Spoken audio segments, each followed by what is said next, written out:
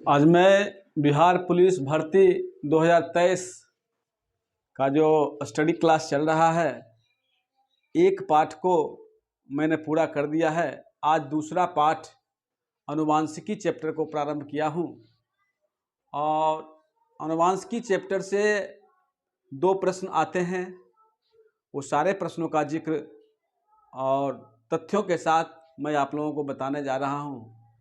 सबसे पहले है बिहार पुलिस भर्ती 2023, विषय समान विज्ञान है। आज क्लास चौथा है, अध्याय 2 है जिसका नाम है अनुवांशिकी। अनुवांशिकी को अंग्रेजी में कहते हैं हेरिडिटी, HEREDITY, हेरिडिटी। हेरिडिटी अनुवांशिकी। अनुवांशिकी के बारे में सबसे पहले ये जानिए कि अनुवांशिकी पीढ़ी दर पीढ़ी आने वाली लक्षणों को कहते हैं।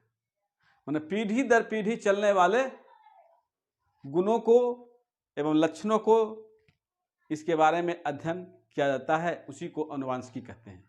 तो आइए, इसका सिंपल परिभाषा है कि माता पिता से संतानों में विभिन्न लक्षणों के स्थानांतरण का विषय तथा उससे संबंधित कारणों और नियमों का इसमें अध्ययन किया जाता है। ये हो गया अनुवांशिकी का परिभाषा, अनुवांशिकी के बारे में जानकारी। अब है कि अनुवांशिकी को किसने बताया? तो अनुवांशिकी के बारे में ग्रेगर जॉन मेंडल को अनुवांशिकी का जनक कहा जाता है।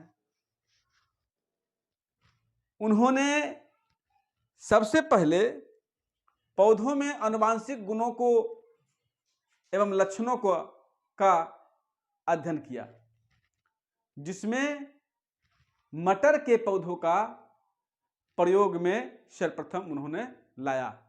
मटर के पौधों के प्रयोग के आधार पर अनुवांशिकी के बारे में विस्तृत जानकारी उन्होंने दिए।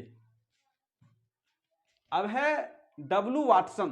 डब्ल्यू वाटसन ने 1905 ईस्वी में सर्वप्रथम जेनेटिक्स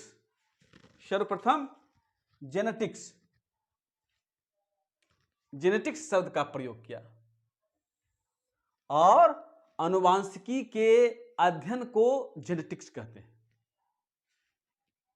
शब्द का उपयोग उन्होंने किया। किसने किया? तो वाटसन ने 1905 ईस्वी में किया।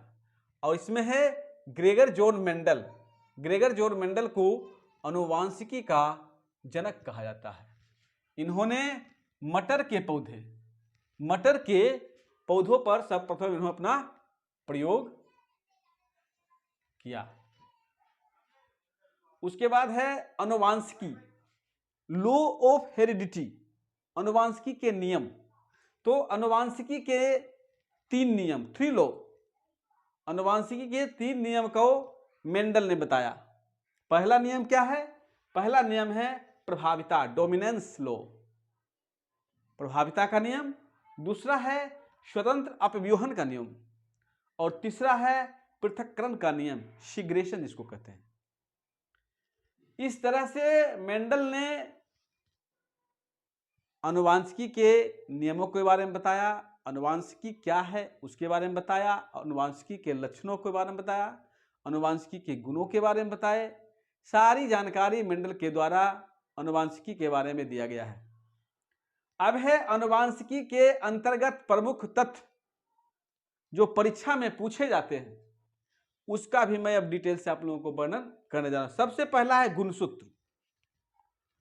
व्हाट इज गुणसूत्र? गुणसूत्र क्या है भाई? गुणसूत्र जो है कोशिका के अंदर न्यूक्लियस जो रहता है, केंद्रक जिसको कहते हैं,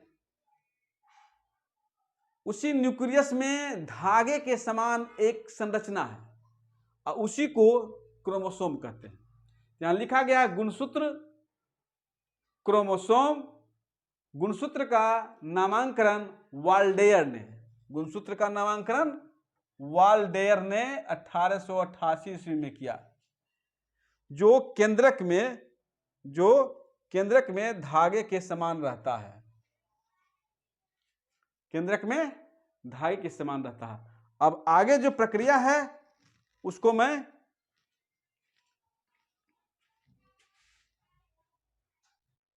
अब आगे है लिंग लक्षण के आधार पर गुणसूत्र। लिंग लक्षण के आधार पर गुणसूत्र दो प्रकार के होते हैं। पहला है सेक्स क्रोमोसोम, सेक्स क्रोमोसोम, और दूसरा है ऑटोसोम। दूसरा है ऑटोसोम। सेक्स क्रोमोसोम यानी लिंग गुणसूत्र, ये मुख्यतः लिंग निर्धारण में भाग लेते हैं। पौधे और जंतुओं दोनों में अलग अलग होते हैं। ये हमेशा ध्यान दीजिए कि सेक्स क्रोमोसोम जो है वे पौधे और जंतु दोनों में अलग अलग होते हैं। पौधे में और जंतु में, नर और मादा में भी अलग अलग होंगे। इस तरह से अब उदाहरण के लिए देखिए, मनुष्य में XY और XX, मनुष्य में XY और XX सेक्स क्रोमोसोम है। ये XY जो है ये पुरुष में होते हैं, ये पुरुष में होते हैं, और ये XX जो होते हैं ये स्त्री में होते हैं, स्त्री। अब है ऑटोसोम।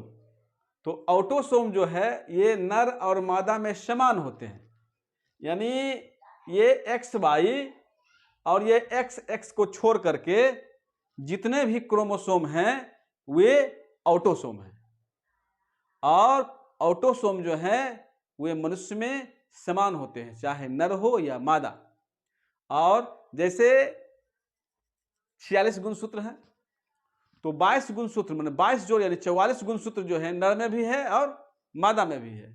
मनुष्य में नर और मादा में ऑटोसोम की संख्या 44 है, यानी 2n = 44। उससे जिन है, जिन शब्द का जोहानसन ने 1909 ईस्वी में सर्वप्रथम जिन शब्द का प्रयोग किया था। सर्वप्रथम जिन शब्द का प्रयोग किया था। और ये जिन जो है आनुवांशिकी क्रिया का मूल इकाई है, यानी छोटी जिन जो है आनुवांशिकी का क्या है, इकाई है।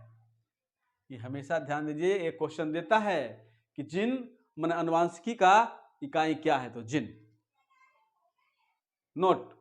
अब यहां देखिए, ये क्रोमोसोम से संबंधित, आनुवांशिकी में क्रोमोसोम से संबंधित जो है कुछ तथ्य हैं जो परीक्षा में पूछे जाते हैं। जैसे पौधे में सबसे बड़ा गुणसूत्र माने सर्वाधिक गुणसूत्र वाला पौधा कौन है भाई? तो सर्वाधिक गुणसूत्र वाला पौधा जो है वो है आपका ऑफियोग्लोसम, जिसमें सबसे ज्यादा गुणसूत्र होते हैं। कितना गुणसूत्र होते हैं? तो 1266 गुणसूत्र होते हैं। कितना होते हैं? 1266। और पौधों में सबसे कम गुणसूत्र वाला पौधा कौन है? हैप्लोपैपस। हैप्लोपैपस न्यूनतम गुणसूत्र वाला पौधा हैप्लोपैपस। इसमें कितना गुणसूत्र है? 4 है, 2n = 4। अब उसी तरह से प्राणी में यानी जंतुओं में, प्राणियों में अधिकतम गुणसूत्र वाला प्राणी कौन सा है? अधिकतम गुणसूत्र वाला प्राणी कौन सा है? तो ओलोकैंथा है, ओलोकैंथा। इसमें गुणसूत्रों की संख्या 1600 है। और उसी तरह से प्राणी में न्यूनतम गुणसूत्र वाला प्राणी कौन सा है? एस्केरिस है, एस्केरिस। न्यूनतम गुणसूत्र वाला प्राणी कौन सा है? एस्केरिस है। इसमें गुणसूत्रों की संख्या 2n = 4 यानी 2। सबसे बड़ा गुणसूत्र जो है वो है ट्रिलियम। सबसे बड़ा गुणसूत्र वो है ट्रिलियम है, 30.4 माइक्रोन। अब है सबसे छोटा गुणसूत्र जो है वो है आपका शैवाल। वो क्या है? शैवाल है, 0.025 म्यू। इस तरह से आज का क्लास जो है मैं आनुवांशिकी चैप्टर को, जिससे 1-2 प्रश्न विज्ञान में का अगर पूछेगा प्रश्न तो विज्ञान अगर प्रारूप में रहेगा तो 1 या 2 प्रश्न आनुवांशिकी से पूछे जाते हैं। तो आज का क्लास मैं यहीं पे क्लोज करता हूं। आप लोग साइंस विषय को देख ही रहे हैं, विद्यार्थी लोग सब्सक्राइब कीजिए और करवाइए। और जहां नहीं पहुंच रहा है ये स्टडी मटेरियल, वहां आप अपने क्लासमेट में डिस्ट्रीब्यूट करवाइए और सब्सक्राइब करवाइए, कमेंट करवाइए, सलाह दीजिए, मशवरा दीजिए, ताकि मैं अपना गलती कुछ अगर त्रुटि रहे तो उस त्रुटि को या कुछ आपका सलाह रहे उस सलाह को भी मैं यहाँ इंक्लूड कर सकूं।